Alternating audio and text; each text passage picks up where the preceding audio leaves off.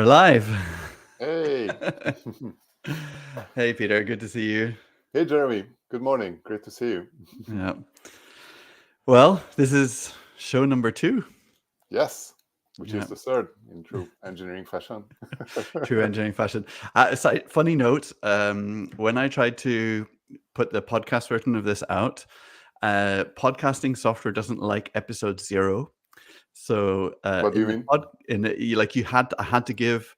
I had to give like episode 0. I had to actually call it episode 1, and then what we did last week was episode 2. So Oh, man. in the podcasting, the numbering, this will be episode 3, but in our title it's still episode 2.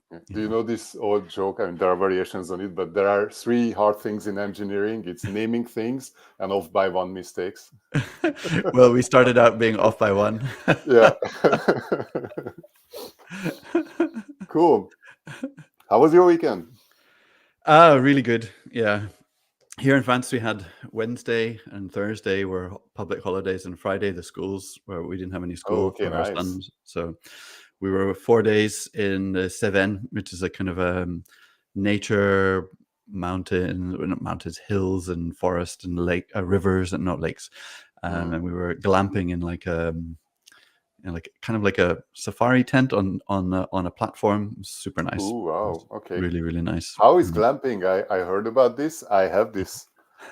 To be honest, it didn't sound too attractive because where I heard it from, it was mostly influencers and everything.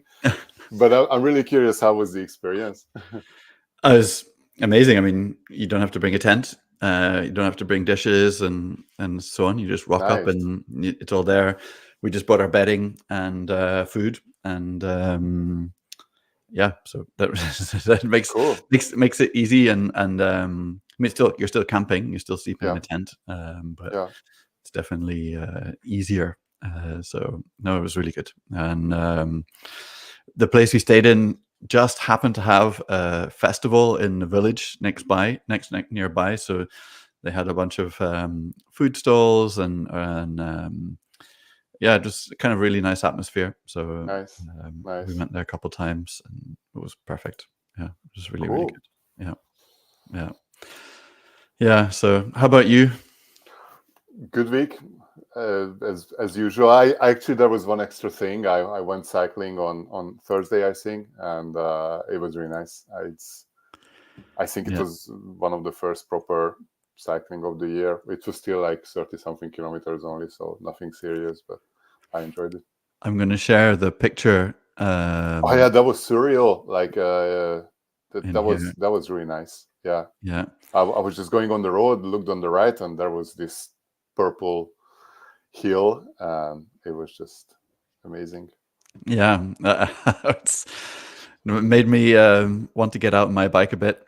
Actually, I was my bike had some issues, and I'm a big advocate of tubeless.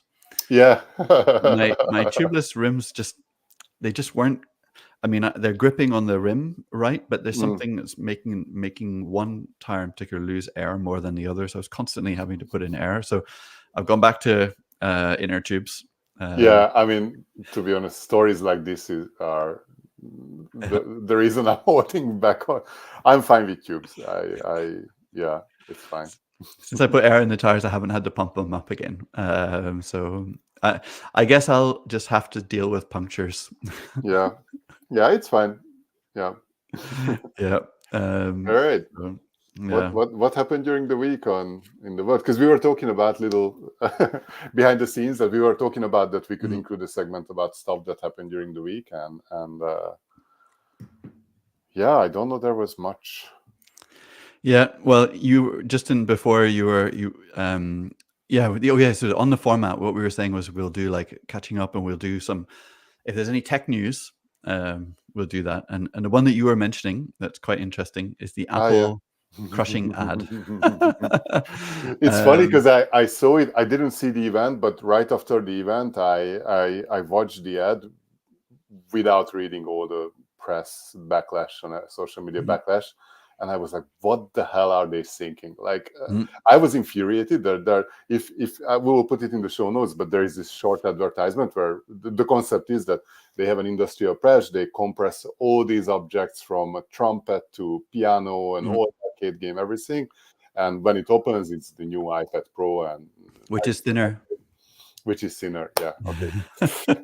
So, but I really think, I don't want to go too far, and I'm not a big Apple fanboy, but it's really disrespectful to what Steve Jobs used to represent about appreciating handcraft and appreciating all these beautiful Creativity. objects that they destroyed. And it's just really sad. But I don't want to go as far as what Apple became to, and they apologized since and calling back. But the fact that this could, I think they were feeling that this is not right, because sometimes they were going to the extra mile of being like absurdly, I don't know, destructive when they were crushing these little cute toys and everything. I guess they were feeling that something is not gonna lay well with this, so they chose to over exaggerate to make it seem a bit absurd. I don't know. What do you think about it? So I watched it just before. I'd read about it, but I watched it, and I understand why people are upset. And I agree with you. This is Apple. My view is that Apple have lost their way. They were the cool company, the underdog, and that 1984 the 84 commercial advertisement. Yeah, that was what I was thinking. Yeah, and I mean, they make a great phone. I use it. They make great hardware. I use Mac, but I'm actually dual booting with Linux now because the Stuffy Linux is slowly getting better and better, but not quite fully there. But maybe I'll do one live stream at some point from Linux just to test it out. Okay, very good. Yes, but I feel a few things. First of all, the iPad is totally lost. And they are announcing an M4 chip in an iPad. There's like a desktop chip, and the iPad OS is just too limited to use the chip. So I just wish that they would make the iPad almost run like Mac, instead of making the Mac more like an iPad. So I think they're definitely, that device is lost, and maybe the advertising around it is a bit lost too. Amazing technology to get thinner, but so what? Yeah. You don't need a new There iPad. is Like the old iPad does what the new one does. Yeah. I mean, arguably nobody needs an iPad, period. Like not many people. Like folks are asking sometimes, like I'm considering buying an iPad, but I don't think why I would need it. And I have an iPad, and I like it when I'm flying, but it's like the Air 2 or something. It's an ancient device. It works fine. It plays videos, and that's it. I don't think many people, like I know a graphic designer who she really needs it. Like it's better than a Wacom table. Yeah. But otherwise, it's a luxury device. You don't need it. Yeah, I think it's a niche device now. I mean, I wasn't using mine. The thing I was using the iPad, and I love about it, is that the keyboard. I have an older one that was like an older Pro, and the keyboard is amazing to type on. It's really compact, and I loved it for kind of like focus mode writing when I was on a train or an airplane. And I don't travel much now, that much anymore. And anyway, I use my laptop now for it. And I think, like for most people, the best thing is to get a MacBook Air. For like almost everybody. And so I gave my iPad to my partner, and all she uses it for is watching media.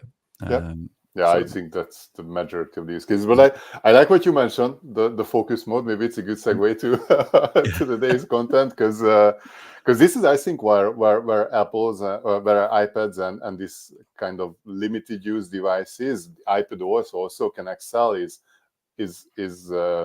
counterintuitively not being able to multitask so well, and forcing you to single task and focus on the one thing that you're doing. Should it be writing or watching something?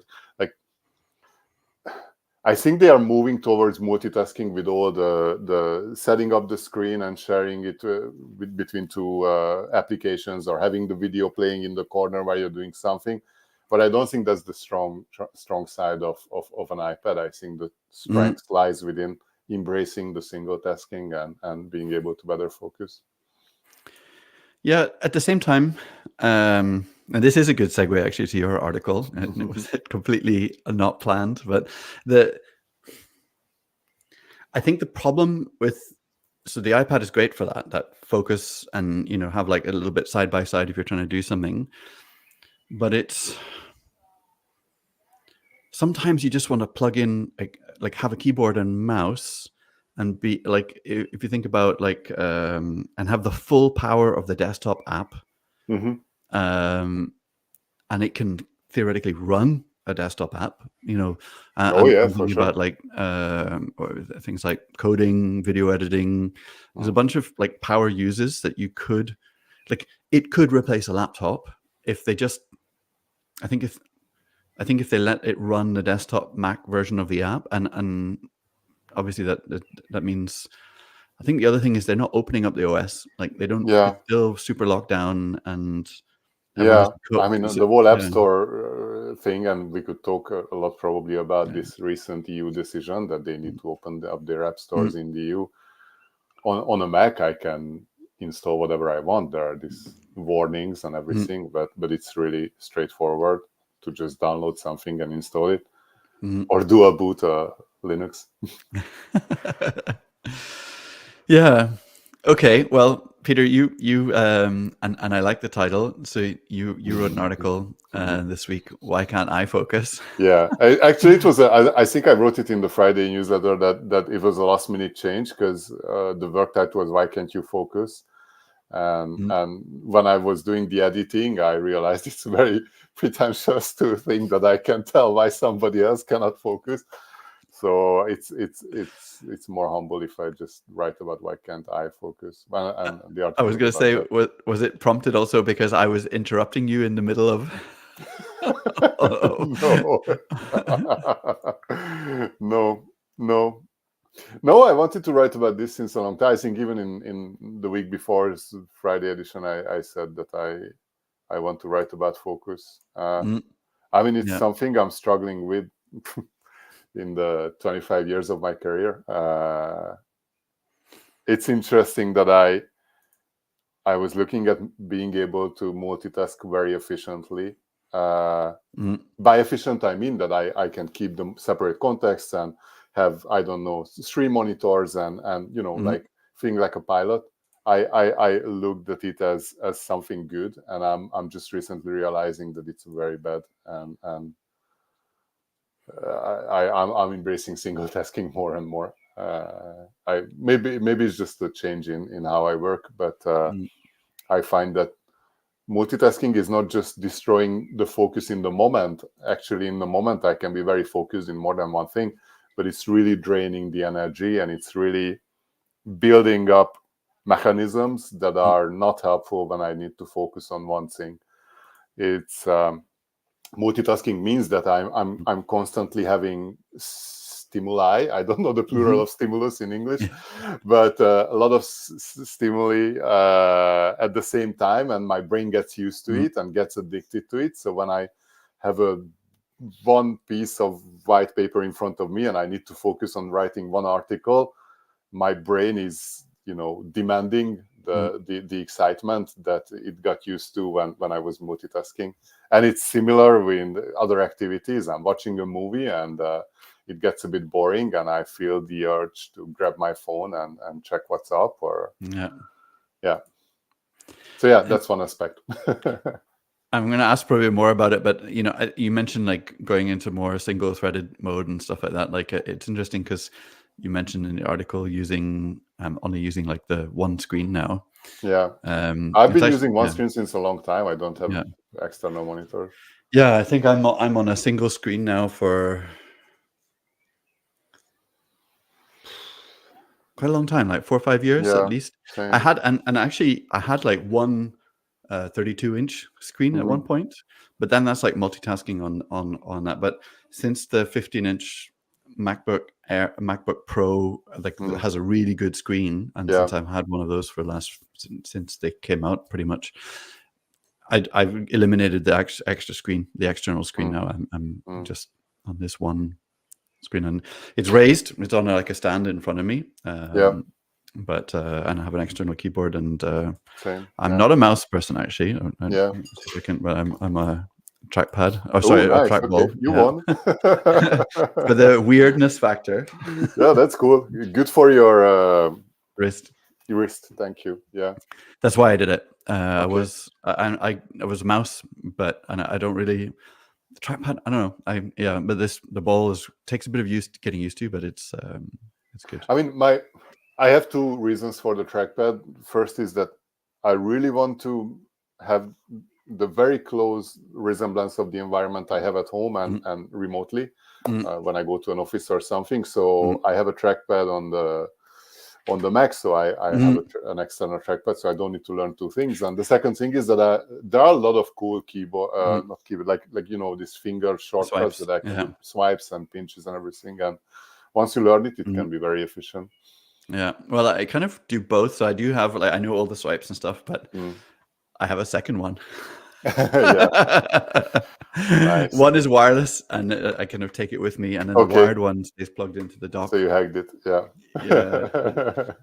And then I just take the keyboard. If I'm really going to be working remotely, then I have like a fold-out stand. I can put the laptop on the stand. Actually, you might have seen it in the office when we were working together, but like I had the stand and up, and then a keyboard. Yeah, that's what I have at home. Actually, I don't have a monitor. I have an elevated stand for the Mac and external keyboard and trackpad. All right, so we're talking about focus, and we drifted already. Yeah, exactly. Very good illustration of the topic at hand. Well, actually, I was curious. I think both of us are focusing on engineering managers, engineering leaders in tech, and so on. And I think the question I had is, you in your article you had a list of different sort of reasons that were kind of like cause people to have struggle with focus and so on. I mean, I'm talking about my experience. Your experience, but probably quite common for a lot of people. I identified with all of them. But I was curious, from an engineering manager, what are the common reasons that engineering managers struggle for focus? And do you have any practical tips that you can share for them? I mean, I'm hesitating a bit because it really depends on the person, but maybe I would say multitasking and distractions are the highest robber of focus or destroyer of focus. And the tips is just to embrace single tasking and it's interesting to be single tasking because what essentially it says is, at least for me, is to get comfortable with being bored, accept and embrace that work is hard, and don't jump to the easier things when you face an obstacle. I guess it's also in the single tasking. It relates to this shiny new thing syndrome also, that I think is I'm also very gullible to it. Like I know I need to work on something, and I find one aspect of it more interesting. Let me find an example. Like, I don't know, like when you need to build something and you start to research if there is something already available, an open source thing, and then an hour later you find yourself debugging a Linux build just to be able to run this little thing that you might not even gonna be using at the end, and just losing focus. I did that a little bit last week, actually. Because we did our first live recording. We tried to get it out, which I think we did, and then I started realizing that like pasting the links for like the YouTube, and everything everywhere was becoming really painful, and our LinkedIn page, kind of where do you link the one website that you have to, and so on. And then I was like, oh, we really could do with some kind of like homepage for the retrospective. And I remember, that's a very good example. Thank you, Jeremy. It's the shiny new thing, and so I did a bit of research. I'd already done some research because I thought about this a little bit. So there was project that I had an eye on. And there's a commercial website called Linktree. I think it's called Linktree, and does a great job. Actually, my partner uses it for the free version because it works really great for her. Yeah. And I was like, well, no, I'm a self-hosting home labber, so I'm going to run an open source version of it, which you can see in the -retrospective.com, our new website. So it get it. Nice We plug. got it. It's live. The ironic thing about that was actually it was a super simple thing to set up. Small detail. I mean, most of the time it is, which is too bad because it gives you a feedback of, oh yeah, this was a good idea to go into. But actually, I don't think it's a good idea to go into. But it took me I said I'll do it. It should take me less than an hour, and frankly, actually, it would have taken me less than an hour. Except, as these things always do, I ran into a bug. Not a bug, but just a sharp edge. Essentially, short version, in their Docker Compose, they recommend using volumes. I didn't want to use a volume. I wanted to use a path on disk because that's how all my containers are. But if you don't use a volume, it doesn't. You mount it. It just gets it doesn't populate the empty thing. So if you run the pure container, it worked directly. But then when I wanted to mount my file, I needed to download the whole thing and copy it on, change permissions, and that whole thing took that was the rabbit hole that lost time. Anyway, we're live. This is what I mean exactly. Like these kind of things, they always happen. Like sometimes it's permissions, sometimes it's DNS, sometimes there is always DNS. something that it's always DNS. But my point is that I guess the tip for this is that the Pomodoro technique, when you set a timer for 25 minutes, you work on something, you take a break. I find it efficient. I could never stick to it, but I like the idea. And I think if somebody uses that, they can take the opportunity during this break or right after finishing or before starting the next work segment, they can just sit back and what have I been doing? Why was I doing it? What is it that I'm trying to achieve? Just stick back to the original goal. Like for us, the original goal for you was to, I don't know, set up, publish the video. It was not the website. It was not the Linktree alternative or anything. So maybe you could have used this opportunity and say, okay, let's leave this rabbit hole and focus on what we are doing. Obviously, it's very different for a hobby project, but in a work context, I think it can be very hard but powerful also to be able to say that, oh shit, the last 25 minutes, it's not the good direction. Let's get out of this and focus on what I want to achieve. So I think something that I've been starting to experiment in, and I think it's directly translatable back to being an engineering manager, is pairing and also just being kind of online. Like a lot of us are working remote or part of the time remote, and being online with someone and saying at the beginning of the hour, this is what I'm planning to do for the next hour. And then just having that person in the background, maybe either on mute or not even muted, but just doing that thing. And I think that's something I've been experimenting with a little bit because I've been struggling with, I've talked about it, struggling with focus. And there's a couple of apps. I'll put some links in the show notes as well. One I've been experimenting with, and I think it's quite interesting. It's amazing how it brings focus to the conversation. I think we've always been saying when I've been coaching teams, use pairing, get pair, and it's really this high resistance from people to do it. But I think there is a greater productivity of both people if you both also work on the same thing. Sometimes that's possible. Sometimes it's just stating your intent and then saying how it went at the end is already like a focusing thing. That's very interesting. Yeah, I see that working, and I saw that working when I was pairing with someone, or that's a very good idea. I think it also helps with accountability. Like you're together with another person. You shouldn't go into the rabbit hole. You should you should do the work together that you're here to do. That's a good concept. I think like when you have to focus, and you're talking about focus stuff, I think there's a couple things. Like I think the first bit on focus is I found AI is good for is getting like a skeleton or a draft, or getting off the blank page It can be helpful. A lot of focus is kind of maybe writing a document or preparing a presentation or whatever. And I think like getting the initial momentum going, getting that, and I think you can also do that with a partner. And I think one of the things I recommend is if you're going to be building something, find a colleague and pair with them on it. Find someone in the team or whatever and pair.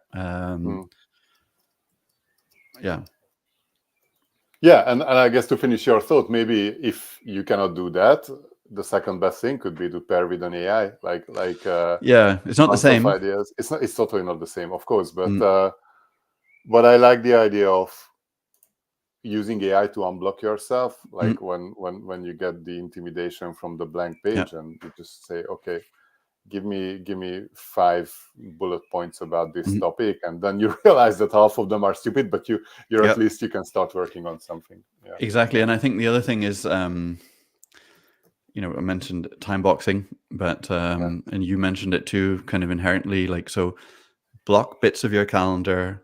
Oh yeah. And just like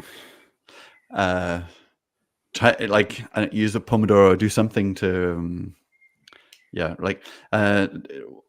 even just write down what you want to do. I found that if I write in my notebook what I wanted to do today, and then I just exactly, then it's amazing. That's quite focusing. No, it's a very good point actually, and even having a very low bar for success, what you want to achieve. What I do nowadays is I have one priority thing I want to get done that day, and I write it down at the beginning of the day in my notebook that this is what I want to. This is my priority for today, and under that I have an SS and that I leave empty, and I fill it out at the end of the day. And this is where I reflect on how the day was going, if I was successful in achieving this, and how it felt, and what I did to make it a success.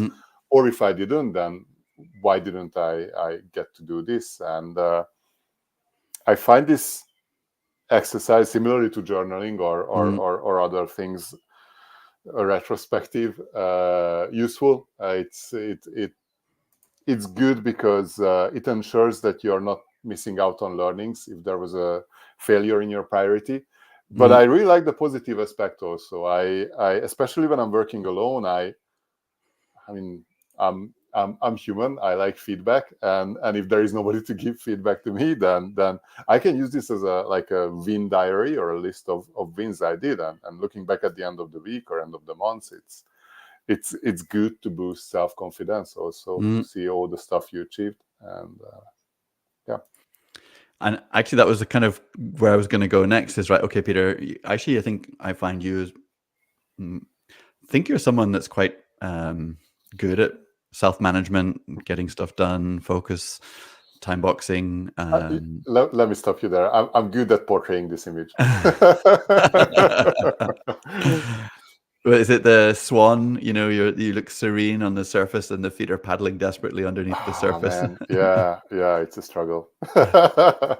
No, but since forever, I those of you who speak Hungarian, maybe I will put in the show notes an old article I wrote on a Hungarian blog that I used to write with a few friends about the perfect task management system that I found, and it was a series, and I told about all the stuff I used before. I had a old Psion computer. Actually, it's still here. I'm going to show it because it's cool. Oh, this awesome. I don't know if you remember this or you saw this. It was an old.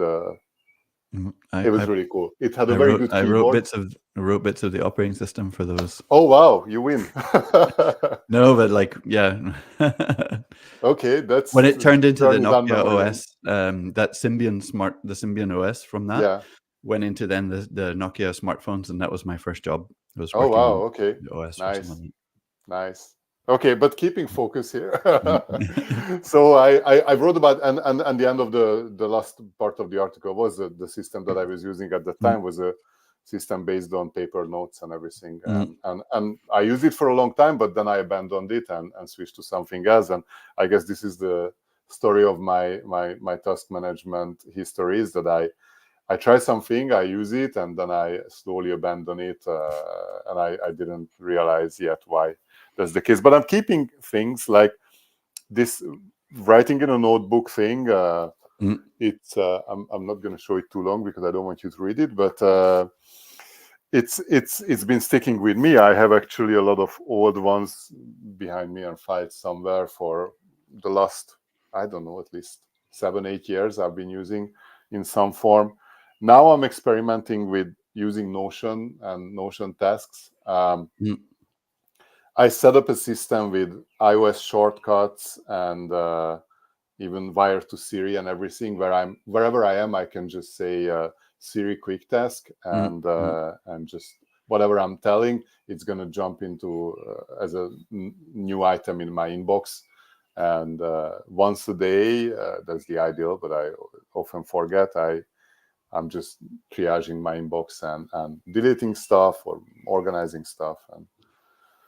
But yeah, the ideal is that now what I'm playing with is that I have Notion and I have daily triages and daily focus things, priority things, and assessments at the end of the week. I think those are the important cornerstones. Yeah, and I'm just curious. Are you in your notebook? First of all, are you following some kind of format like bullet journal? Yeah, Or I do the bullet journal. I mean, I started to. I realized it's important to when you're looking at a new technique, you start out by as the author intended. Because when I was younger, I was like, "Oh, this is interesting. Let me take these two things of it and adapt it immediately, etc." Now I'm a bit more humble. I try out as the author intended. So I did the classic bullet journal for like a month, but some of the things were redundant, like. I didn't move all the calendar events of the day to the notebook. Also, I can see value in it, and but having everything at one place, that's very powerful. But it was just too complex. So part of my stuff is in my calendar, and part of my stuff is in my notebook or Notion. Just a next question. So you end up with a lot of tasks that go into Notion. Yeah. How do you kind of prioritize and like how do you collect and organize them, and then how does that turn into your day? Like what's the flow? Yeah. For Currently, you? the flow is tied to the Friday newsletter. Actually, that when I'm writing the newsletter on Friday, and it was coming from where we work together, that I was writing 15 fives, looking back the week and planning the next week. That's when I decide what should I focus on next week. Ideally, sometimes it doesn't work so well, and at the beginning of the day, I pick up a task for the day, and yeah, something like this. Okay, yeah. So it's kind of like loosely, you're kind of like having a weekly retrospective, which also is your weekly update, and which is kind of like, what did I do? How did I do? And then you think forward of what do I want to do next week. I like it. I really like and it. I have moments of panic when I realize that I'm not working towards my goals, and then I reshuffle everything and set up longer term, like things that get me closer to my, like when I started my site, this petersas.com and newsletter and everything, I had something in mind that I'm going to use the time till the end of the summer to cover most engineering leadership aspects. And what I found after 3 months is that I'm very ad hoc and reactive and not as much structured and planned as I want it to be. So I started a page in Notion about listing the topics that I want to write about, and I'm trying to progress towards that, but it's a hit and miss. Yeah, I'm on a similar trajectory. I've started quite theoretical on a lot of my topics. Sort of wanting to move to more nitty-gritty, actionable topics as well. Yeah, it's interesting. Yeah. I mean, just to close this topic, there is also an important aspect that I don't think I mentioned in the article, but I don't think the goal should be spending every waking minute being super efficient and focused on everything. That's unrealistic. And if somebody tries to do that, they are just setting themselves up for disappointment and failure. I think part of a happy life is to acknowledge and embrace and accept that yeah, there are times where we just cannot focus, and times when we just play with something that's fun, or have an after lunch nap, Mm, or whatever. It's fine. And it's much worse to try to be very focused all the time, trying out different techniques, and being stressed about this whole focus stuff. It's much worse than accepting that, yeah, there are so many things I'm not going to get done, and it's sad because those were cool stuff, but that's life. I'm focusing on the one thing that I want to get done this week, and mm. I'm hoping I will get to the end of it.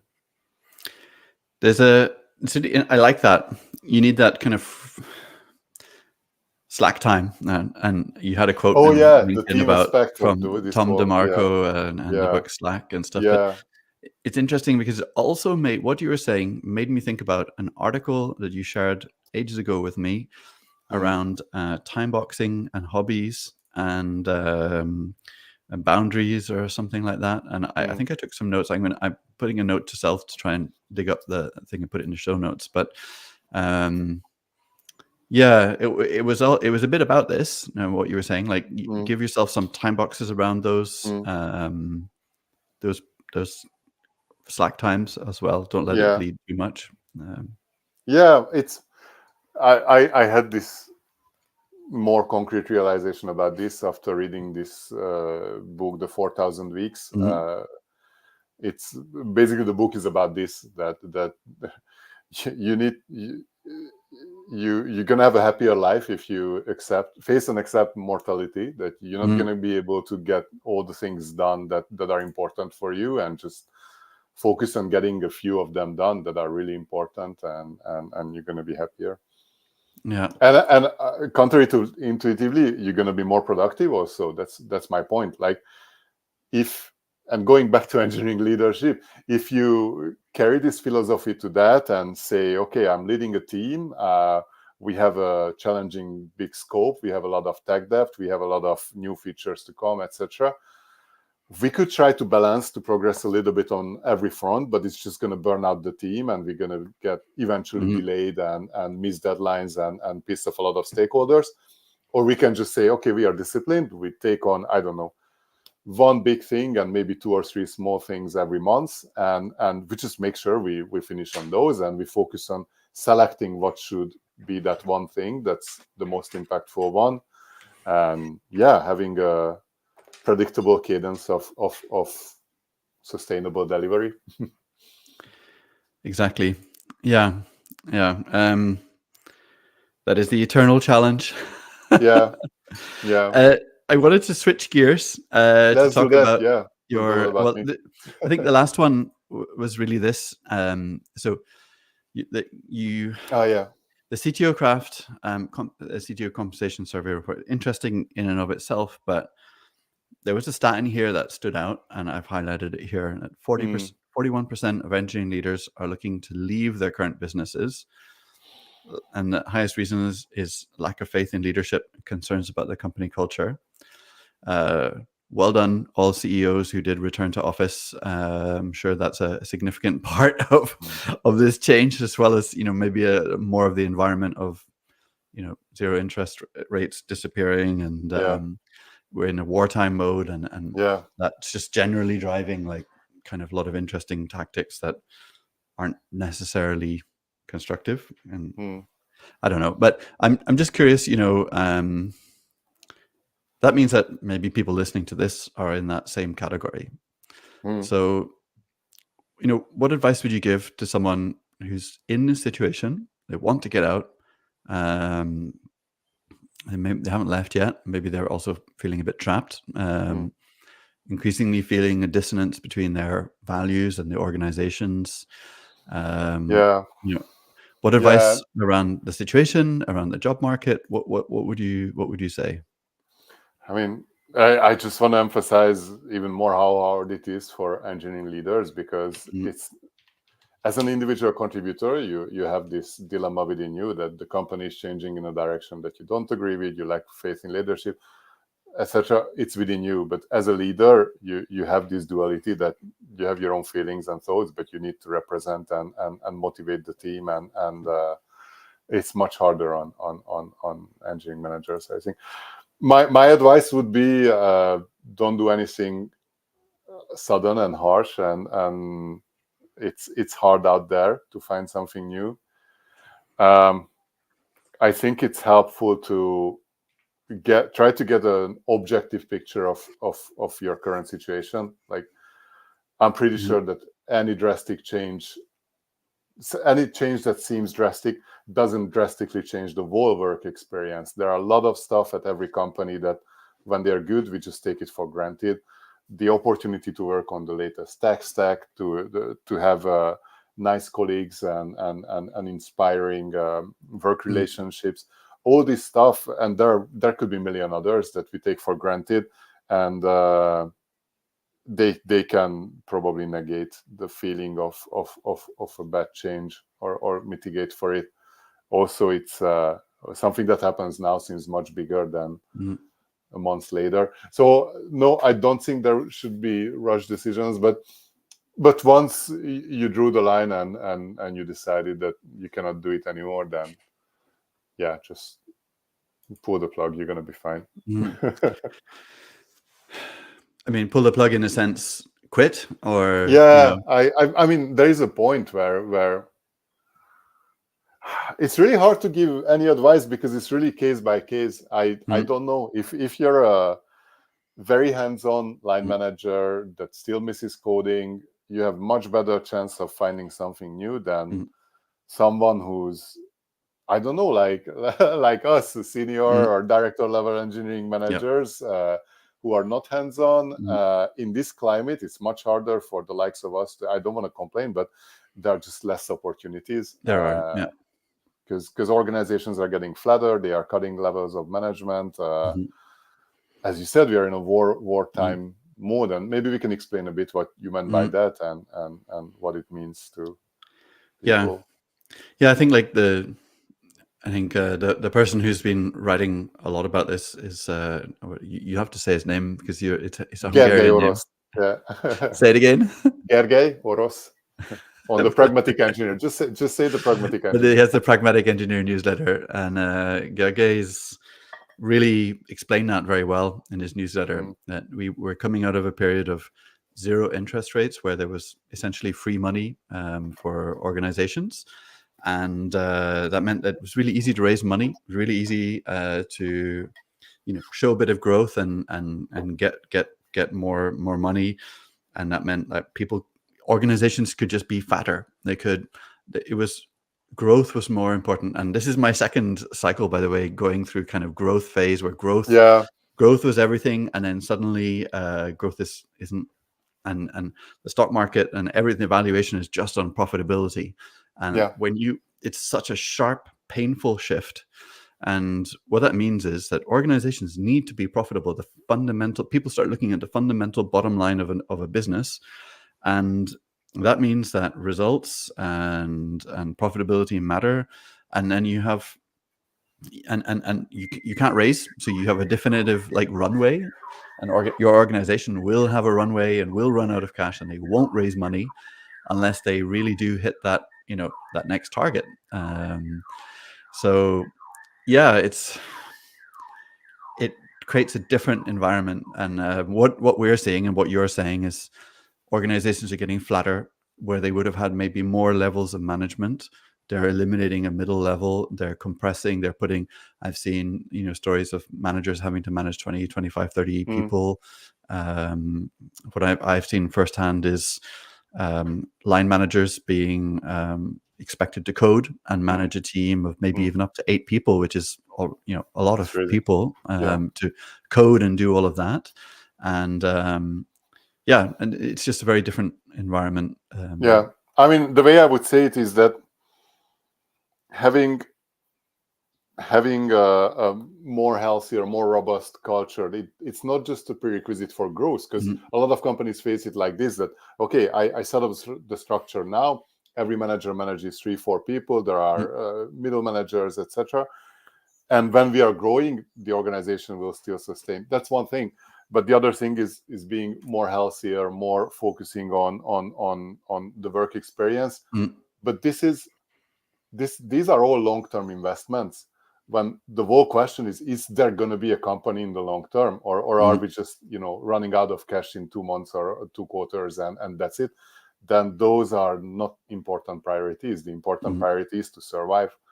So it's a different mood, and that's why I would to tie back to the original question. That's why I would not advise leaders who are disappointed about company culture to jump ship. And actually, this is the reason for the high number. I think, like, I don't think there are that much more people, leaders wanting to leave a company. It's just that before those people, they were just leaving. So they just said, okay, I don't have to put up with this shit. There are recruiters asking every week if I'm interested. I'm just going to go into a process, find a new company, and leave. Exactly. Yeah. Those people are at their companies now and bringing up this number to 41%. There's less and less people knocking on the door saying, "Hey, I've got a new job. Do you want to come?" Oh yeah, fast interview process, and you're through, and all the rest. Yeah. I mean, I do think, and probably a good segue to the article I wrote about trying to change culture and so on. But I would say, as you said, everyone's situation is different, but you very much need to figure out, like, there's a financial aspect to jobs and stuff as well. So I think sometimes you just have to kind of eat shit. Maybe not safe for work statement, but sometimes you just have to go with it because you don't have a choice. But I would say that if you don't feel like you're fully in alignment, you should be dusting off your CV, updating your LinkedIn profile. Keep your options open. Keep your options open. Make more options for yourself.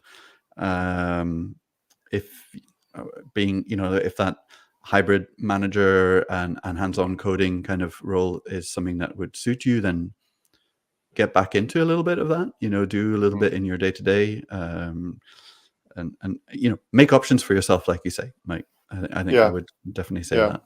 Yeah. And also, final thought is that work shouldn't be 100% of your life, and it shouldn't be the thing that defines you as a person, because then the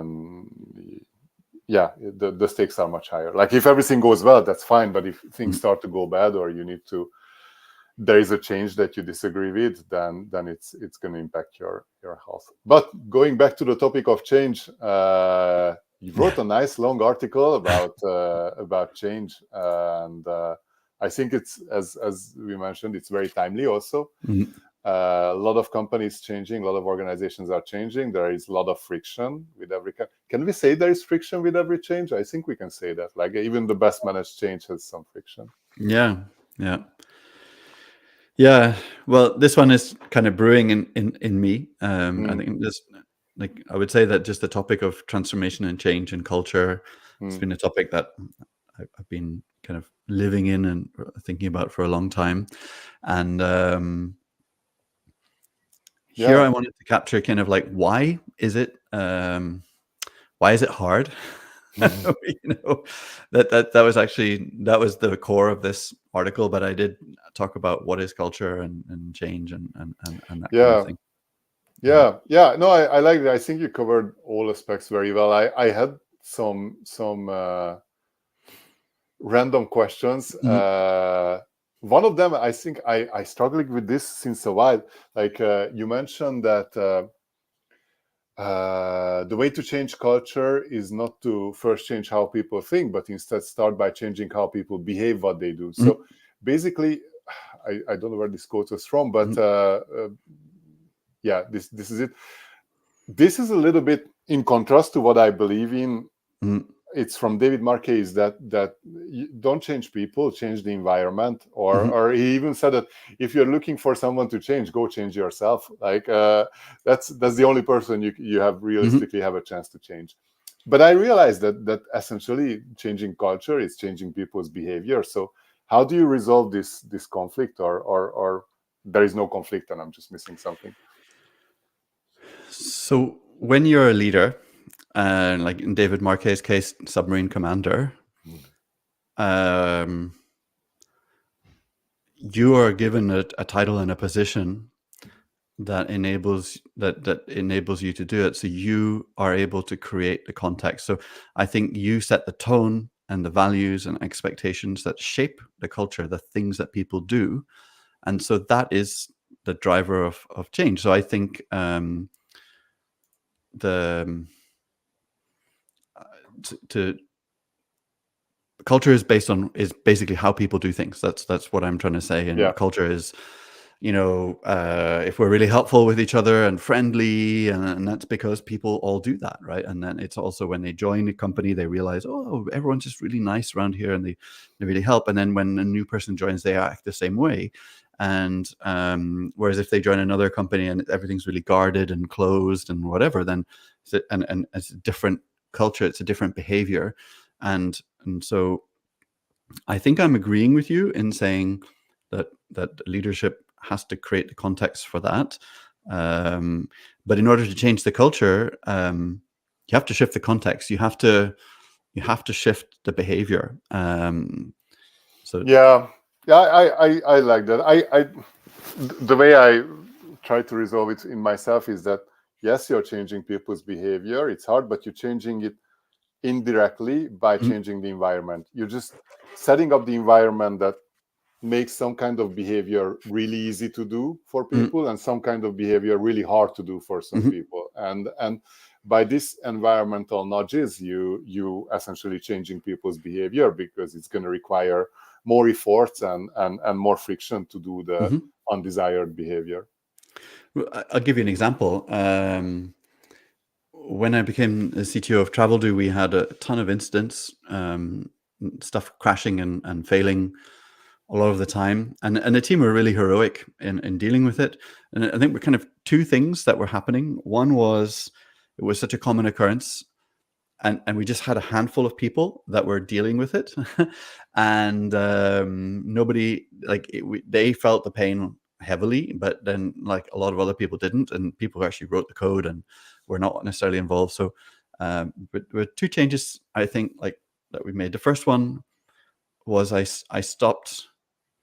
I think I can't remember exactly the language, but it was like incident, and there was a whole kind of like a negative investigation to find fault with the situation. Mhm. And so I used the word learning. What did we learn from this? Mhm. And I really said, this is a great learning moment. And it was really like, wow, great chance to learn again. And that was definitely one. And the other one was moving the pain closer to the people who wrote and owned the software, the kind of the whole DevOps philosophy, and interrupting the flow of development to try and actually, escalate further and closer to the engineers. So that What do you mean exactly? Like, can you have an example of moving the pain closer to well, developers? we had like a support team who were fielding the customer in the I see. moment, and Mhm. then we had like a kind of second line support in engineering who kind of worked with them, but they kind of went through tickets a little bit,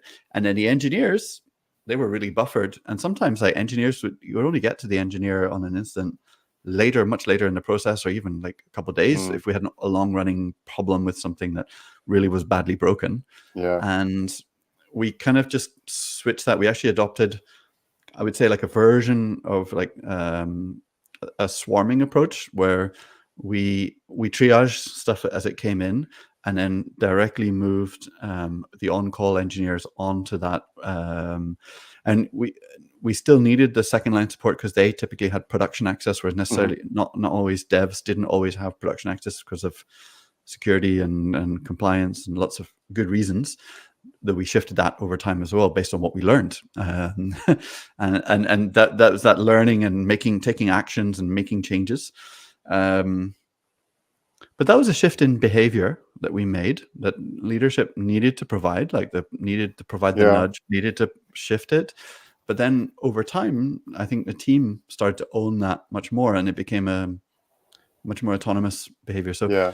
But even yeah, even in this, you change the environment first. Like you, Mhm.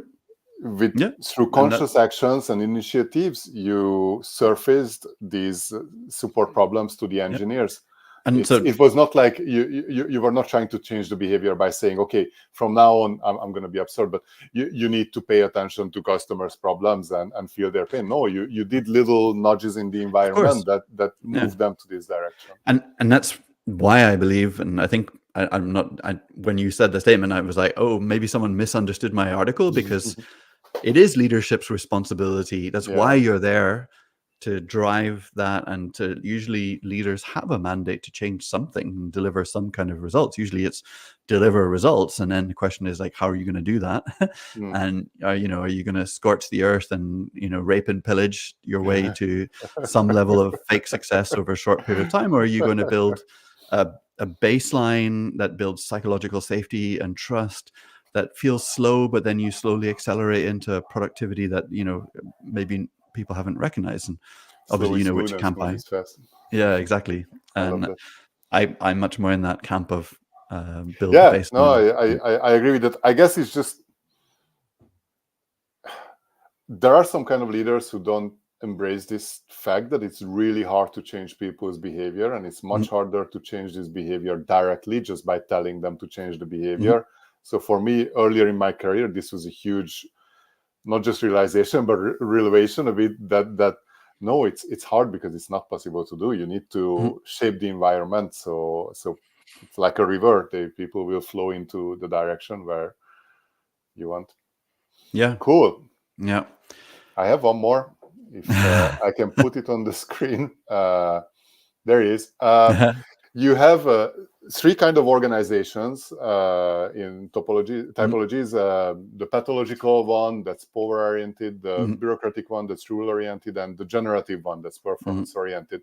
And all the descriptions, it's very explicit that this is the generative one that you believe could be high-performing, that's healthy, that has a long, sustainable, healthy performance.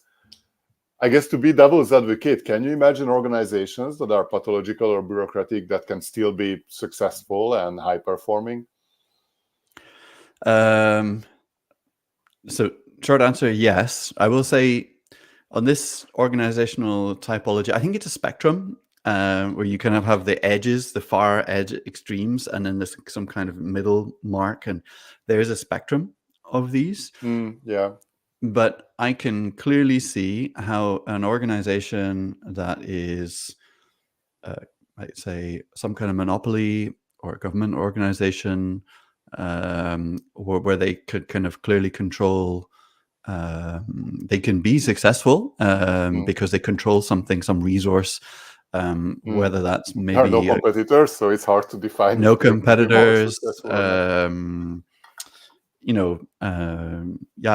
mean, I think a lot of government organizations, because government controls certain things, are in that middle bureaucratic kind of zone, or in some level of it. I think like a dictatorship, but I guess what's behind my question is that successful for who, right? like is it a personal preference that I don't want to work at a pathological or bureaucratic organization, or is it more objective, like these kind of organizations are doomed to fail? Oh, or maybe not fail, but not live up to their potential. North Korea is probably in that pathological category, and some might argue other not just messengers are shot there, unfortunately. Yeah, like really shot, probably. I don't know, but like long term, is that a successful model? Probably not. But I mean, clearly they have some level of success for some elite small group of people. That's an extreme. But let's look at like there's a company who's let's forget pathological, but bureaucratic, and maybe it can attract these kind of folks who can work comfortably in this kind of setup. They like being told what to do. It's what do you think about that? Well, I've written about theory X and theory Y, and that I think people are inherently there's a creativity inherent in people, and Oh, you have it ready.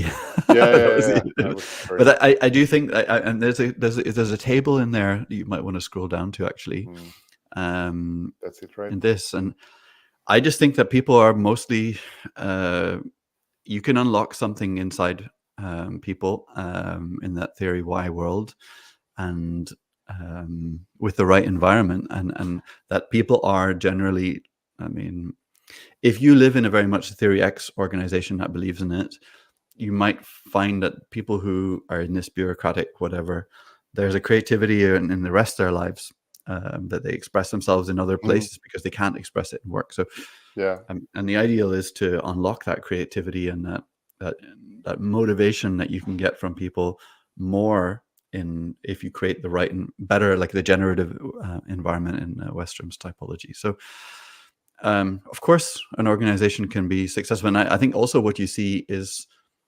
organizations shift over time as they grow. So I think that's another aspect of it. Like scale often results in going into bureaucratic mode, and maybe even on the extreme onto the other extreme. Yeah. Of course, they can Especially, still be yeah. successful, but long term, and are those places that people really enjoy working in? I don't think so. But let's put it this way: I'm not intentionally going to create a bureaucratic or pathological organization.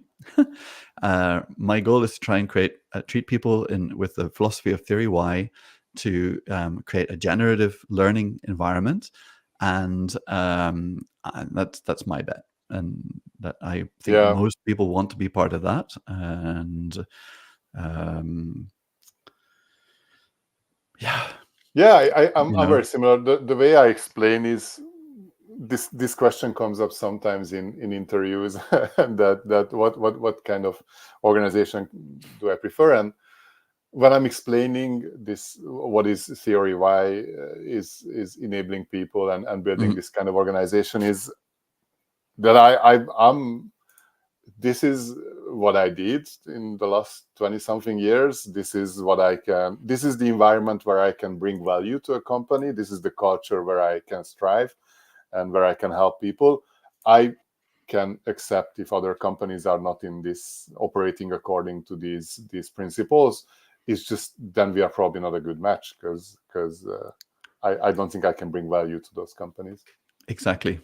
Yeah, we're not a good match. Yeah, and there is no judgment in that. Like I if I find out during interviews or discussions that a company is operating like this in theory X or some form, because this is a scale also probably, then all right, good for them. Like we're not going to help each other, and it's mutual. Like Yeah. they're probably not going to be better off hiring me because I'm just going to cause trouble. Yeah, and just an interesting thing on this. If you are interviewing with an organization and you're looking for that's what everyone's probably looking for. The companies have a lot of marketing and selling themselves on it. I think you need to ask some kind of behavioral questions yourself of the organization and of the leader. And tell me about a time when I maybe I can try and dig up some questions and try and put it in show notes. You can. Like, That's a good. you asked tell me on. about how you dealt with this particular thing. Exactly. Yeah. And well, that tells you a lot. I will say, like, I've been fooled by people in interviews who say one thing and then the reality of their behavior in the actual environment is completely different. This is hard. It's really hard. It's really hard. But when you started to say this, I was thinking in a situation when I'm applying to a job, for example, and because this is important. Like a lot of people, maybe not engineering leaders, but someone less senior, they don't think of interviewing as a discussion. They think of interviewing as a test where they need to perform in order to be accepted.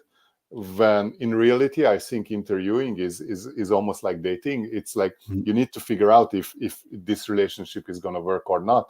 So actually asking behavioral questions from the interviewer I think it's a very good idea. Like maybe next time I'm in a situation, I have a chance to talk with a CTO or CEO or something, I can ask something about what was the latest project that was delayed and how did you manage that, and the answer can, like, if they are focusing on, I don't know, punishments or consequences or this kind of thing, that's a huge red flag. And if they just embrace the learning and figuring out what led to the delay and the process changes they did after, that can be a good sign. There's an article I have in my Readwise, which I'll try and link to in the show notes, which is about questions to ask CEO, and I think there's some good ones in there that people can adapt and change even to like a manager or a senior manager or director or whatever. Yeah, when you're interviewing them. Yeah, I'm also planning to write a series about getting hired as an engineering manager, focusing on the CV part, applications, interviewing, and then the offer. I think it's a good topic, especially in this climate, how to balance technical contributions, how to prepare for those interviews if you are not hands-on. And also, this is a great aspect. Like, if usually for these positions, you have a chance to talk with a CTO or CEO, and those discussions can be very important, both for increasing or decreasing your chances of getting hired, and both for figuring out if the company is a good fit. Yeah, I think so. Certainly, I think like there's something around, did this company have a return to office? How was that run? That's a really topical thing, but I do think that a lot of companies have done quite a violent return to office. I would maybe this could be a last topic because I'm curious of your opinion why that's happening and if it's permanent or temporary, and then I have some theories also. Yeah, that's the my view is that it is a way to kind of, in the wartime mode that we talked about earlier, I think there's two aspects of this, or maybe a few aspects. And there's like, so one interesting aspect could be your company might need to be sold. It might be harder to sell your company if people are remote. It might be easier if they're all in an office. I don't know why, but like sometimes acquirers it might be easier to shape a deal. So cynically, I think that it could be one of the aspects. I think the other is I suspect that VCs are also, and the limited partners of VCs are behind a lot of the real estate, and they're seeing that like basically low utilization and emptiness. And so there's a kind of maybe what do I call it? Like what do you call it when you have like conspiracy theory? It's like maybe a conspiracy theory, really, but that they're like the LPs are applying pressure on VCs to get people back in the office. I do think it's a general tactic to, if I can see people and I know they're there, I can like see if they're really working. I just actually think that's such a fake thing. I just want to make it aside that I think it's easier to fake that you're doing something in an office. You're there. You're violently typing in front of your computer, pretending, you have a coffee chat, everyone, you're like really, you network, people like you, etc., but maybe you're actually really not delivering any results. Whereas when you're remote, like you really have to focus on a different style of management that focuses on outcomes and results. And but I just don't think that people are really set up. And most companies that went hybrid or remote, they didn't really adjust the management style to deal with being hybrid or remote. They just like tried to do a transpose of what they were already doing, and they didn't level up management, and they didn't change a lot of the ways of working. So it was really creaking, and the easiest quick fix is to go back to how we were doing it rather than to constantly improve and iterate. That would be my take. You might have some theories on it too, but I mean, I'm mostly aligned, except I think it's a conspiracy theory that it's just the real estate market behind this. But I know you didn't say that. I have a more generic explanation that aligns with some of the stuff you said. I think it's because of this wartime. It's because of this companies needs to struggle to survive, And in this situation, anything that's a little bit of an outlier, it gets cut off. And it makes sense because you don't want to take risks. You don't want to take experiments. And distributed work is still a risk and it's still an experiment to some extent. It's like there was this saying that nobody got fired for buying IBM. This is the default. People are working from an office. I mean, unfortunately, but if you have to stand in front of your board and explain the bad results of the previous quarter, you really don't want to have outliers in that speech. You don't want to have to explain, why am I sticking to people working from home when the investors, other companies, portfolio companies, they all return to office. It's just you need to remove those outliers, unfortunately. Yeah. And it's tragic because it's a huge change in people's lives, in work experiences. It creates all these weird situations when you need to decide who are you actually calling back to the office. What do you do with people who relocated, bought a house in the countryside? Do you fire them for this, or do you just treat them differently and don't require them to come to the office, or what do you do? What do you do with remote folks? Like 2 years ago, there was this big boom of hiring people from the same time zone but different countries, South America, Africa, Eastern Europe. There were a lot of people hired for that and became important parts of teams. What do you do with that? How do you maintain this team health if part of those teams are now forced through this sudden change of work? And I don't want to make it smaller, the impact of the office, the positive impact of the office, being in the same space with your colleagues, sharing a meal, just being able to see them if they are very busy or they might be open for a quick question. That's very powerful. It's just a lot of companies is not happening in a healthy way. Yeah, I think like the way that we talk about this, it's not we're anti being in the office. In fact, we would love getting people together in an office. I just think you can have the effects of that office by intentionally bringing people back on very focused days where they're doing workshops and really taking advantage of that FaceTime, and without having people in an office, but actually mostly on video calls or whatever, like they're still in back-to-back meetings and in a worse environment for that. And I mean, like, I just think that part of the demographic of the leadership of most of these companies is usually older white men. I mean, the older I can explain, like you need some certain experience to get to that. Yeah, but it's not a very diverse crowd of these leaders. And I think the biggest victims of the back to the office and the way that it's been driven in a lot of companies is the more diverse, the minorities, the caregivers who are primarily women, or and so on, and I think like that none of all of that has been really disregarded in it, and and the VCs are also mostly old white men, and so it's just, I just think that there's like this is why I'm saying I think this is a good test, because if you ask about that, and you ask about were you fully remote, and then did you do a switch, and how does that go? You can talk to some of the other colleagues. You can I think it can tell you a lot about the culture of the leadership of how that change was driven. And there are companies that did it better than others. Where did the idea come from? How did they implement? So segueing back to that, but I do think like testing for the behavior, and that is the behavior of the leadership. That's their behavior. That is the culture that you're going to have. It trickles down. Cool. Nice. And we went 13 minutes over time. We always have a chat about this. I always say to Peter, it doesn't need to be 1 hour. It can be, we can drift it. We can go into other topics. I mean, I'm this kind of person. If it was scheduled for 1 hour, it should be 16 minutes max, maybe even less. But this is coming from my professional life. Like when we have back-to-back meetings, you just cannot afford them. And also you don't want to set up as an example of someone who goes overtime.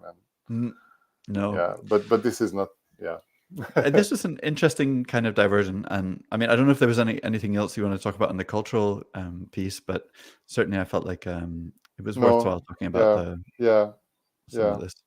Yeah, I like last time. I still had a lot of questions, but I don't want to open new pathways.